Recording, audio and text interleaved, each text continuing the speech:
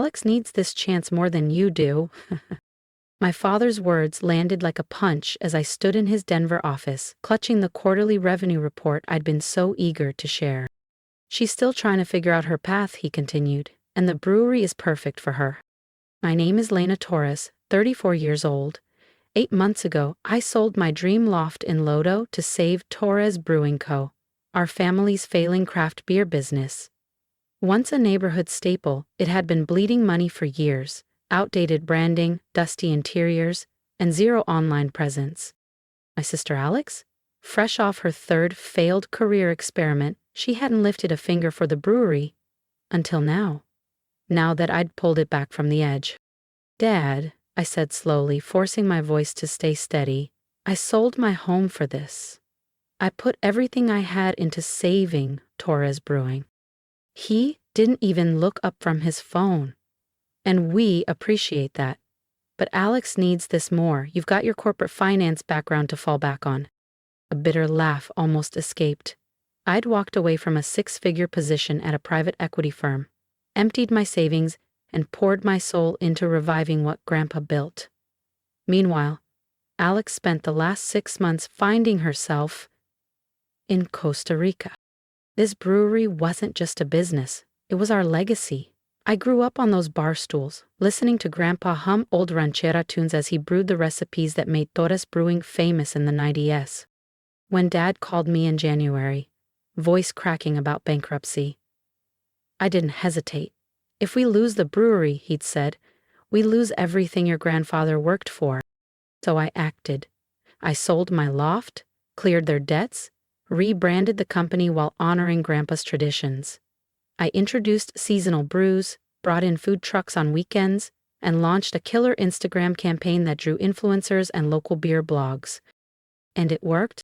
Revenue tripled, we had waiting lists for brewery tours, our new taproom was packed every weekend, even old-timers loved the changes, especially the wall of vintage photos I curated in Grandpa's honor. But none of that mattered now.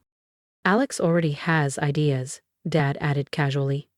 She wants to scrap the current lineup, maybe add some plant-based blends she learned about abroad. My stomach twisted. The very lineup that put Torres Brewing back on the map, the legacy Grandpa crafted with his own hands. And now it could all be gone, just because my sister needs this more. Well, times change, Dad shrugged. Alex has fresh ideas. She's young.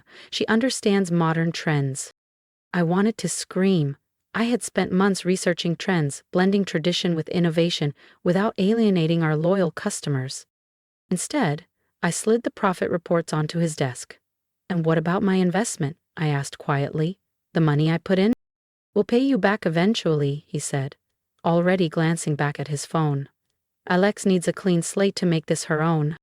Just then, Alex breezed in, glowing from yoga, her athleisure outfit probably worth more than our best sales day last year. Oh good, you told her, she chirped, not even looking at me. Dad, I've been thinking, she continued. We should turn the barrel room into a kombucha lounge. That old rustic vibe is so dated. The barrel room, where Grandpa used to brew his first batches. Where I'd learned to siphon wort and measure hops. Where we held his memorial after the last keg he ever brewed. Actually, I said, keeping my voice calm even as my hands trembled, there's something you both should know. They turned, mild irritation on their faces, as if I was interrupting Alex's genius brainstorm. When I invested in Torres Brewing, I continued, I didn't just hand over money. I had my attorney draft paperwork. Dad frowned. What are you talking about? I'm talking about legal documents that make me the majority shareholder, I said, sliding copies across the desk. I own 51% of Torres Brewing. Alex's mouth fell open. You can't do that. This is a family business. Exactly, I replied, standing slowly. And I protected our family's legacy the way Grandpa would have wanted. I gathered my things and headed for the door. I'll be in my office, you know, the one with the business licenses, vendor contracts, and liquor permits, all in my name. Behind me, Alex's shrill voice rose. Daddy, do something! But there was nothing he could do. I'd learned after years of being overlooked that the only way to protect myself And what mattered was to be smart, prepared, and document everything. In my office, I sank into my chair, surrounded by proof of my work. Redesigned branding mock-ups, glowing Yelp reviews, influencer shout-outs. My phone buzzed with a text from Dad. "We need to talk. Family doesn't treat family this way." I smiled, staring at Grandpa's photo on the wall. "No, Dad. We really need to talk about how family treats family." He'd brewed alongside my grandfather for 20 years, one of the few people who truly understood what Torres Brewing meant to me. "Family trouble?" Miguel asked in Spanish, glancing at my tired eyes as he stacked kegs in the cold room. Before I could answer, Alex stormed through the taproom doors in another designer athleisure set, phone in hand. Dad trailed behind her, looking tense. "This is ridiculous, Lena," she announced loudly, waving her screen like a trophy. "I've already scheduled meetings with interior designers. We're doing a full rebrand." Miguel gave me a knowing look before slipping quietly into the walk-in cooler. He'd seen this before, Alex's dramatic entrances, bold declarations, and the chaos that followed. "Cancel them," I said flatly, checking the delivery invoices. "Any changes to Torres Brewing require my approval as majority shareholder." Dad stepped forward, voice thick with condescension. "About that, I spoke with our family lawyer last night. He says those documents might not even be enforceable, since this is a family business." I raised an eyebrow and pulled up a saved email on my phone. "You mean Uncle Mike, the guy who hasn't practiced corporate law in 15 years, the same one who forgot to file the brewery's taxes 3 times? Turning the screen toward them, I revealed the header: "Torres Brewing Ownership Structure Confirmed," from one of Denver's top business law firms. "My attorney disagrees," I said calmly. Alex's cheeks flushed crimson. "You went behind our backs? To an outsider?" "No," I corrected. "I protected my investment legally and professionally, something you'd understand if you'd finished any of your business classes." That struck deep. Alex had dropped out after 1 semester, claiming school stifled her creativity. Our parents applauded her for exploring her passions, just as they did when her yoga studio failed, her food blog fizzled, and her lifestyle coaching venture lasted barely 3 months. "Mom always said you were jealous." Alex spat, tears brimming. "Just because I'm not uptight like you." "Enough," Dad barked. "Alex is trying to find her purpose. This could be it. Why can't you support her?" I scanned the spotless tap room, the upgraded brewing system I paid for, the redesigned menus, the influencer campaigns that packed our tables every weekend. "Like you supported me?" My voice was ice. "When I worked double shifts here in college while Alex partied? When I learned Grandpa's recipes while she was on shopping sprees? When I sold my home to save this place while she was posting sunsets from Costa Rica?" Dad looked away. "That's different." "No," I said softly, "it's exactly the same. If you're as hooked on this brewing family feud as I am, make sure to hit that subscribe button. Because the next part, let's just say Lena's not done yet, and things are about to explode." "Alex needs to grow up," I cut in, surprising even myself with the edge in my voice. "And you need to understand this isn't just about family anymore. This is business." Just then, Miguel emerged from the walk-in cooler, carrying a fresh sack of specialty hops for our bestseller IPA. He paused, his eyes flicking to Alex. "You know how to dry hop this?" he asked in accented English, his tone calm but sharp. Alex blinked. "Well, no, but you know vendor contracts, health codes, staff schedules?" Miguel pressed, his deep voice echoing in the chilled air. Each question chipped away at her confidence. She fumbled for words. "I can learn," she insisted. "I have fresh ideas." Miguel shook his head slowly. "Idea's not enough," he said firmly. "Need knowledge, need respect." He glanced at me then, his gaze steady. "Like Lena, like her grandfather." I did it. Alex's face crumpled. She spun on her heel and bolted out of the brewery, nearly knocking over a line cook carrying trays of glassware. Dad shot me a look, half anger, half disappointment, before following her out. The taproom fell silent except for the rhythmic hiss of brewing equipment. Miguel went back to work as if nothing happened. measuring hops with practiced precision. "Thank you," I murmured in Spanish. He gave a small nod. "Your abuelo always said, good beer needs solid foundation. Same with business, same with life." I looked around at the space I'd fought to save. The gleaming fermenters, the organized prep stations, the crew working like a well-oiled machine.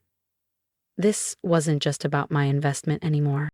It was about protecting my grandfather's legacy, about safeguarding the livelihoods of people like Miguel, who'd stood by us for decades, and yes, even protecting Alex from her own recklessness. My phone buzzed. A text from Mom. "Family meeting tonight. Alex is very upset. Please be reasonable." I thought about every family meeting we'd had over the years. How they always ended with me compromising and Alex getting her way. Not this time. This time, I had more than just loyalty on my side. I had legal documents, profit margins, and, for the first time, the confidence to stand my ground. I typed back, "Yes, we need to talk. I'll bring financials, ownership papers, and my attorney's info." I looked up at Grandpa's photo, framed above the bar. His eyes seemed to say what I already knew. This wasn't just about beer. It was about respect, for the craft, for the work, for the truth. The family meeting was set in the barrel room. The same arguments surfaced when Alex wanted to turn the barrel room into a kombucha lounge. Mom had arranged chairs around Grandpa's favorite oak tasting table, now crowned with his framed photo and an empty pint glass. I walked in carrying a portfolio and my laptop, prepared for a fight. Alex lounged in her sleek designer outfit, scrolling on her phone while our parents exchanged worried looks. "Before we start," I said, opening my laptop, "I'd like to show you something." The screen lit up with a video montage, customers sharing their favorite brewery memories, staff members talking about what their jobs meant to them, and vintage clips of Grandpa brewing with a proud grin. The final shot? Last Saturday night, a packed tap room, live music, and smiling faces lifting pints. "This," I said quietly, "is what I've protected. Not just my investment, our family's legacy." Mom dabbed at her eyes. "Lena, we understand you've worked hard, but Alex needs—" "No," I cut in firmly. "What Alex needs is to hear the truth. All of you do." I slid printed reports across the table. 8 months ago, Torres Brewing was $220,000 0 cents in debt. The health department had cited us twice. We were weeks from closing. Dad shifted in his seat. "I sold my LoDo loft for $480,000 0 cents, I continued. "Used $220,000 0 cents to clear debts. $170,000 0 cents on renovations and new equipment, and invested the rest in marketing and staff training." Alex rolled her eyes. "We know you spent money, but Dad says—" "Your father," I cut in again, "signed these." I pushed forward a set of contracts bearing Dad's signature. He was desperate for help and didn't read the fine print. "These documents make me the majority shareholder. 51%. Dad's face flushed crimson. "Now wait a minute." "No," I said calmly, "you wait. For years, you favored Alex, excused her failures, and expected me to stay quiet, but this isn't about family anymore. This is business." I pulled up the current financials. We're turning a $35,000 0 cents monthly profit. Staff retention is 95%. We've secured partnerships with local suppliers, booked 6 corporate accounts, and have a 2-week waiting list for tours. I switched slides, projections based on Alex's proposed changes. Here's what happens if she rebrands. Costs skyrocket, regular customers vanish, profits tank. Within 6 months, back in debt. Alex slammed her phone down, tears brimming. "You're just trying to make me look bad. I have vision." "Vision without experience is just fantasy," I said evenly. "Do you realize our head brewer has 2 kids in college? That Miguel supports his aging parents? That our servers depend on their paychecks?" For the first time, Alex faltered. Her defiance softened into something almost uncertain. I leaned forward, voice calm but firm. "If you're serious about learning this business, really learning it, I'm willing to teach you. The room went still. You'll start as a hostess, I continued. Then rotate through every role. You'll learn how each piece of this brewery works before you touch the menu or the branding. In time, if you prove commitment, you can earn a real position. A hostess? Alex whispered, horrified. But I'm family. Exactly, I said, and family should lead by example. Dad opened his mouth to object, but Mom spoke first, her voice steady. She's right. All eyes turned to her. I've watched Lena work here since she was 16, Mom continued. She honored your father's legacy when we didn't. We haven't been fair to her. Alex slumped back, her voice small. So I just give up my dreams? No, I said, shutting my laptop. You work for them, like everyone else. The choice is yours. Learn the business properly or move on. But Torres Brewing stays as it is. The silence stretched long before Dad finally spoke, his tone softer than I'd heard in years. You're a lot like your grandfather, he murmured. He'd be proud. For the first time in forever, I saw respect in his eyes. 2 months later, against everyone's expectations, Alex actually took the hostess job. She griped at first, but something changed after her first slammed Saturday night. Maybe it was watching regulars greet me like family, or seeing how every tap, pull, and keg change mattered, or realizing that running a brewery was more than glossy rebrands and hashtags. She's still learning, still makes mistakes, but she's trying. Last week, I even caught her asking Miguel to teach her how to dry hop an IPA. As for me, I've never felt more certain of my path. Torres Brewing isn't just a business. It's proof that success grows from strong roots. Planning, grit, and the courage to stand firm when it matters most.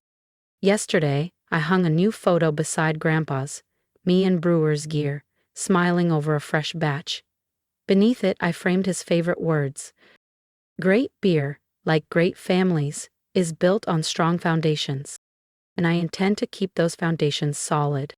If you've stayed with me through this journey, I want to hear from you. Do you think I did the right thing? Would you have stood your ground the way I did, or stepped back for the sake of family peace? Tell me in the comments. I read every single one because your perspective matters to me. I've learned something powerful. Family loyalty is important. But loyalty to yourself, the dreams you've sacrificed for, the work you've poured your heart into, is equally vital. For years I stayed silent. I worked hard, hoping my efforts would speak for themselves. But silence rarely earns respect. Speaking up did. Planning ahead did. Protecting what mattered most did. Here's my advice to you. Never underestimate the value of preparation. If you're investing time, money, or love into something, document it. Protect it. Own it. That's not selfish. That's smart. And if someone ever tells you that standing up for yourself makes you cold or ungrateful, remember this. Confidence is not cruelty. Boundaries are not betrayal. So what's your story? Have you ever had to fight for something you built, even against people you love? Share it with me. I want this to be more than just a story. I want it to start a conversation. And if you want to see what happens next, because trust me, the drama isn't over, hit that subscribe button. Join me for the next chapter, where I'll show you what it really takes to turn family pressure into unstoppable success. Because if my grandfather taught me one thing, it's this. Strong foundations don't just hold up breweries, they hold up lives. Let's build those foundations together. Now, tell me, what's the strongest foundation you've ever built in your life? Drop it in the comments. I'm listening.